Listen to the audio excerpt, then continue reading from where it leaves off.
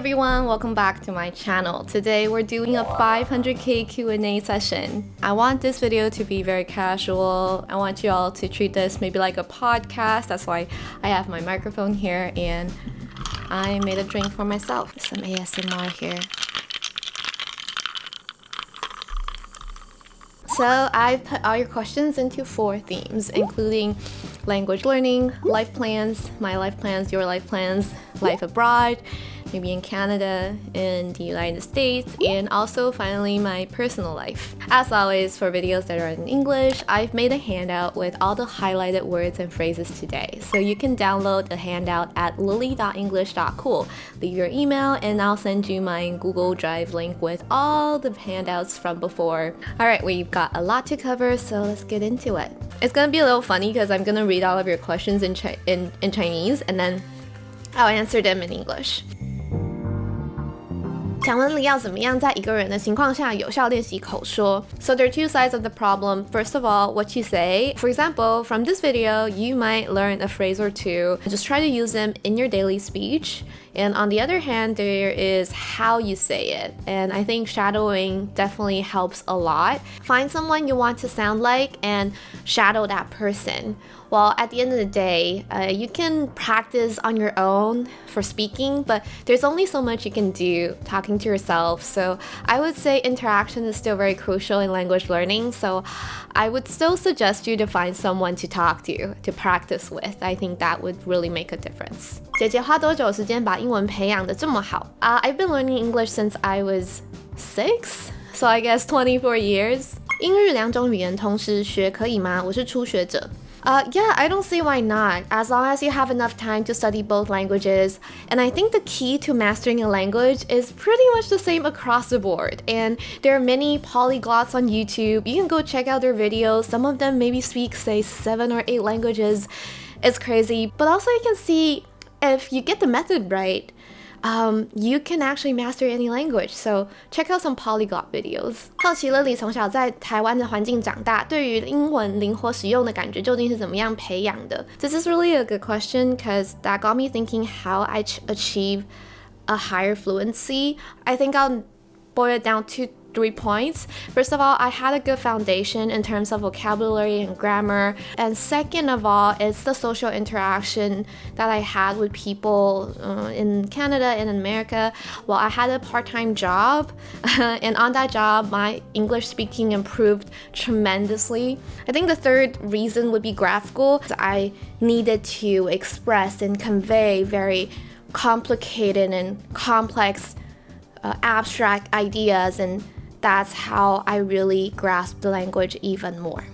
Yep, I hope that answered your question. 最近喜欢的美剧. At this point, I feel like everyone knows that I like The Office. I like the really dry humor. But my recent obsession is Succession. It is an HBO show that talks about the power struggles in an ultra-rich family. As Wikipedia puts it, it's a satirical black comedy drama. It's a perfect combination of dark drama and cringe comedy. When you see it, you'll know. I can't wait for the last season. It's a masterpiece in television history. And now you might ask, how can I watch Succession? Isn't it on HBO? Well, now I'll have to introduce today's sponsor, Surfshark VPN. 听到我介绍 Succession, 你想说来看看这部剧，但是呢，一上 HBO Max 发现 sorry, HBO Max isn't available in your region yet. HBO 在台湾还没有上线，不过呢，先不要放弃。其实只要有 Surfshark VPN 就可以看咯。VPN 是 Virtual Private Network 的简称，虚拟私密网路。意思呢，就是把你的 IP 藏起来啦，透过一个虚拟的 IP 位置连上网路。这个虚拟的 IP 位置可以是世界上的任何角落，比如说呢，你透过一个美国的 IP 联网，那你的位置呢就会被认定在美国，那就可以自然而然的看 HBO Max 啦。那除了看更多区域限定的影集还有电影之外，使用 VPN 呢还可以大幅提高安全性。像我前阵子在美国啊，几乎都在咖啡厅工作，常常需要连公共网路。如果今天有心人士啊，他是可以直接追溯到我的主机的，因为我是用我自己的 IP 联网，所以啊，在外面我其实基本上都会用 Surfshark VPN 来加密我的连线，有一种伪装起来，然后用其他 IP 连上网路的概念啦。不然啊，我所有人生中目前最重要的资源，像是账号密码、影片档案等等，通通都在电脑上，所以开着 Surfshark VPN， 我在外面是比较安心的。好啦，现在点击资讯栏的链接，输入我的优惠码 Chen Lily 就可以得到17折的超低优惠。订阅2年方案，免费再加送你3个月哦，而且订阅1个账号就可以无限装置同时使用，并有30天不满意保证退费的机制。快点点击资讯栏的链接，然后加入 Surfshark 吧。然后快点去上 HBO 看 Succession 继承之战吧，中文翻成我也搞不清楚。总之真的是太好看了。You're welcome. Alright, let's get back to the video. 当时是如何改善自己的口音 ？Well, I definitely still have a hint of a Chinese accent. I started learning at a young age, around 6. So I was blessed to be able to distinguish a lot of sounds. I think I have a good ear for English, but my accent definitely changed gradually after I grew older. I was exposed to more English input in real life when I moved to Canada. Also, all my friends spoke English, so I had people to imitate. I think overall, it was nature plus nurture. 可以拍面试会用到的英文吗？ Yes, absolutely. I just finished a round of interviews with Apple for our company, and I have so much to share. I'll do a video about my thoughts on being an interviewer. But for those who don't know how to prepare for an English interview, I highly recommend Anne's course, 功课英文面试. In the audio course, she'll show you how to answer the most commonly asked interview questions, like tell me about yourself, where do you see yourself in 3 to 5 years, and she'll give you a template and walk you through how to answer these questions. This is not sponsored and used to work for me, and she helped me with a lot of my Instagram stuff and also my English courses. So you know that she passed my interview. And I'm so happy to see her putting this course together, and I'm very proud of her. And also, I asked for a discount code for all of you, so I'll show it on the screen if you're interested. Also, link in the description box. 英听几乎听不懂，但用纯文字却看得懂。请问会建议从单字量下手，还是听说呢？ I'll give you 2 suggestions. First of all, try doing dictation. There's definitely a gap between recognizing a word in written form and also in spoken English. And doing dictation will definitely bridge the gap. And you can watch my 听力练习直播 and also learn more word chunks. The truth is, you don't actually hear every word in English. Too many of us try to hear things, but this is not the way to go. Most of the time, words and phrases come in chunks. For example, in Chinese, you would say, 我晚上想吃什么? You can't really hear the word 吃 or 晚上 clearly, but you know I'm trying to ask you, 你晚上想吃什么? You can check out my Instagram. I've compiled lots of word chunks. I call them 洗脑系列. Go watch them and you'll see what I mean. And the best advice I can ever give you is still join my 英文听力术课程. Trust me on that. I never disappoint. Alright, moving on to life plans. 大学是什么科系? I studied Chinese literature. 想问如果有机会送20岁的自己一句话，你会想说什么？ 2012, buy Bitcoin. It's only $5. You're welcome. 想知道在成长的路上，如果觉得孤单，要怎么找到战友？比较像是在研究所或出社会后的情况。Well, I absolutely know what you're talking about, but the way I see it is kind of like you accidentally got up too early in the morning and you decided to go on a run or go to the gym or just start working. And at that time, no one's up and you don't expect anyone to be up. You definitely feel alone, but it's very quiet, like you're in another space and time. And after you finish your workout, reply to all the emails, the world slowly wakes up and you're already ahead. And I think that choosing a path with no one alongside of me kind of just feels like waking up very early. First of all, it's really quiet, there's no noise. And second of all, I don't expect anyone to be up or be with me. So I am alone but not lonely. I don't know if this is a good analogy, but I would say if you're feeling lonely, it's probably because you're on the right path. With that being said, I'm actually not a morning person. I never wake up early. 想去你们公司工作的话，需要具备什么条件呢？ First, you have to be very, very good at what you do. Whether it be teaching, marketing, designing, or editing, you just gotta be good at your job. Second, the ability to work independently is so important because I hate micromanaging people. I have so much to do and I have to do a lot of creativity work. So I need my mental space. The third criteria would probably be compatibility. I always ask myself one very important question. Do I want to see this person 5 days a week? Well, I would just call them life decision questions, like 要不要先赚钱再出国，还是先出国然后借钱去读托福再出国，还是先念语言学校，要不要去澳洲打工？Well, I always get these questions and I have to admit that there is quite a bit of pressure because if you can't make this decision, it is probably a very difficult one and I really don't want to sway you in a certain direction. I think it boils down to what's a good decision. But honestly, bad decisions lead to good results and good decisions lead to bad results. For example, I forgot to turn off the stove when I left the house. That is a bad decision. But what if I come home, nothing happened, the water's still boiling, and it's fine? That doesn't automatically make leaving the fire on a good decision. Whereas, for example, I decided to go study abroad right before COVID happened, and you end up spending 10K on university Netflix. That sounds like a bad result, but it doesn't make studying abroad a bad decision. The conclusion is that we can only make decisions based on the information we have at hand. Well, new information might surface down the road, but that doesn't mean that we made a bad decision. We simply just didn't have enough information when the decision was made. So what is the quote-unquote right decision? I would never know, you would never know. It's just life. We have to be comfortable with making decisions with limited information. Well, I recently discovered this video called Every Person is One Choice Away from Everything Changing. It's from the channel Pursuit of Wonder. That video is like therapy to me. I watch that video every time when I need to make a difficult decision, and it healed me on another level. Also, I recently read a book called How to Decide by Annie Duke. She introduced psychological tools to help you take the guesswork out of decision making. Great book, highly recommend. 对读博士有兴趣吗？或者对读博的想法？ I've always said that if I hadn't become a YouTuber, I probably would have gotten a PhD and become a university lecturer. And if I'm good enough at my job, I would probably become a professor. I don't know.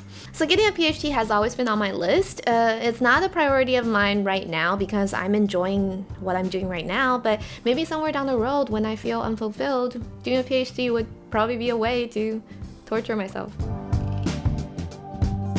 想去美国常住吗？会想去国外定居吗？有长居美加的打算吗？未来想在台湾还是美国长期生活？ Great question. Well, my perfect life, how I envisioned it, has always been to live in Taiwan for half of the time and in Canada or the US for the other half, because, you know, 小朋友才做选择。可以给明年要去留学的留学生什么样的建议？任何方面都好。No one knows who you are, so just do whatever you want. 为什么不留在加拿大工作？ Done a video on that already. I'll link it somewhere up here. 美国晚上会不会很危险？现在华人在美国很危险吗？ I always try to stay alert. I bring a pepper spray with me. I try to go home before dark if I'm by myself. I don't want to get too paranoid. I can be paranoid. Like paranoid. I'm paranoid, but I'm also prepared. I just made that word up. 对于这次美国纽约的感想 Oh man, can I be very, very honest for a second? Disclaimer, it is a very vibrant city. I can see why people are drawn to it, but it's just not my thing.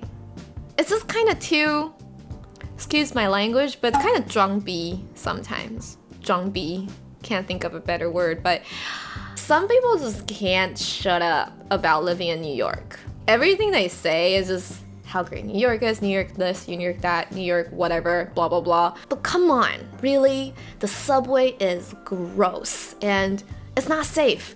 An Asian lady got pushed down the subway track and died, and it's ridiculously expensive. I just don't think it's the greatest city in the world. It's not.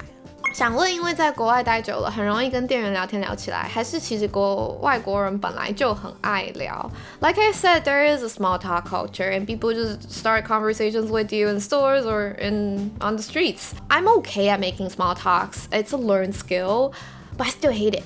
The fact that I can make videos out of my painful and awkward small talks It makes me feel like I'm getting paid when I small talk to strangers. 想问加拿大留学学费加生活费 I think the tuition was around 820,000 NT dollars and my living expense was around 700,000 NT dollars. Alrighty, last part. So many personal questions. OK, 有哪些收入来源？收入来源想请问求学时期的收入来源 Well, I have a couple of streams of income. Of course, my YouTube ad revenue, my online courses, sponsorships from brands, and also I buy stocks. And I recently started buying crypto. And when I was a student, I mostly just tutored English and Chinese to middle school and high school students. And when I was in grad school, I also had an online English tutoring job. 好奇现在有没有男朋友？可以问吗？ Of course, I'm gonna answer this question. I answer this question in every Q&A. 50K, 300K, 500K. The answer is still no. Consistency. 好奇Lily以后想找什么样的另一半？个性、价值观，喜欢什么样类型的男生？理想型、择偶条件。So number one, I get someone who has ambition and dedication. So I think if you're passionate about what you do, genuinely dedicated to your work, your job, your career, it's really attractive. Number two, I guess it's communication. I can communicate with this person very openly. He's not closed off. I think intimacy comes from being honest with each other, and that is something hard to come by. And last but not least, I guess commitment. I value loyalty a lot. Well, I feel like I'm just saying things that are really generic. 可以谈谈你的爱情观吗? Interesting question, because I've actually been thinking about this. I used to think that I just list a list of traits that I'm looking for, I value in a partner. But now in hindsight, I feel like compatibility is what I really overlooked. The last thing I want is to change who I am as a person or what I want to do in life, just to be with another person.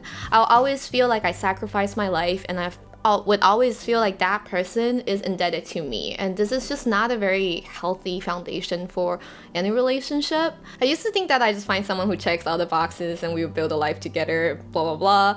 While all that is great, at this point in my life, I think I already have a life. So the question comes down to, does this person really fit into my life trajectory, and does my life fit into his trajectory? So it's more like a compatibility thing than a checking boxes thing, if that makes any sense. 有没有想过要嫁给外国人？未来交男朋友比较想跟外国人吗？在国外读书的时候有交过白人男朋友吗？会找外国男朋友吗？ This is oddly the most commonly asked question this time for my Q&A. What is this obsession with 外国人? The very PC answer would be, I like someone who understands my cultural background, which is true. But in my head, the very cynical side of me is like, what does 外国人 mean? Like someone white? What if someone black or Asian or Latino is still considered 外国人? And also, are you just trying to get me to say 我喜欢外国人? Are you all just trolling? Because I can't tell. How am I supposed to answer this question? 如何一个人却觉得不孤单？一个人旅游的时候会不会觉得很孤单？ Alright, let me tell you all my logic. Being on my own is better or equally good as being with good company, and is way better than being with people who I don't connect with. I hate low quality company. It upsets me. 日常兴趣 Okay, I spend a lot of my time quote-unquote working and planning out new videos and projects. I know work sounds like the exact opposite of life, but work is where a lot of my creativity goes. That's how my creativity juices flow. I hate that saying, but that's how my creativity juices flow. And besides that, I work out. Not religiously, but most of the time. I like reading, just got my new Kindle, loving it. And I like true crime, which is kind of creepy, but I love true crime podcasts and YouTube videos. I also make cocktails at home, and I paint a little bit. I'm horrible at it, but I try. 另外想问 Lily 会有年龄焦虑以及比较的心理吗？ I would say I'd be lying if I say I'm not anxious at all or I don't compare myself to others, because that is just not true for anyone. But for me, I feel like I am accepting the fact that life is just give and take. I put a lot of emphasis on my career and I love my business. I'm having so much fun creating everything that I do. But also, I just don't have a very strong interpersonal relationship, or I don't really have lots of connection with people. And that is just give and take, and I would never choose otherwise. So comparing myself, my life experience to other people's, it doesn't really make sense, because I know if I were to have so many friends or were to have a very strong relationship, I probably wouldn't have what I have right now. And so there's really no point in comparing. Every time I try to compare, I call myself out and say, you know what, if you're like that, you can't be like how you are right now. 以后生小孩会让小孩怎么样学好英文呢？ Let me tell you all, this is how my professor did it. She only spoke French to her kids, and her husband only spoke English. So her kids grew up as balanced bilinguals. Isn't that brilliant? I guess, well, it's because she's a linguist, so she knows her stuff. But I can also see how difficult it is. It's funny because my professor then said when her kid grew up as a teenager, she still thought that mom doesn't speak English. I think she said something along the lines of that, and I thought it was funny. 想问牙齿整齐的秘密. I did veneer, and I've done a video on that. Put it somewhere in the cards here. 想请问 Lily 怎么面对那些不适合你的期待呢? Well, hey, yeah, I understand. It's really painful to be with people who want you to be a certain way. Oh, I guess the answer would be try to detach and be with like-minded people.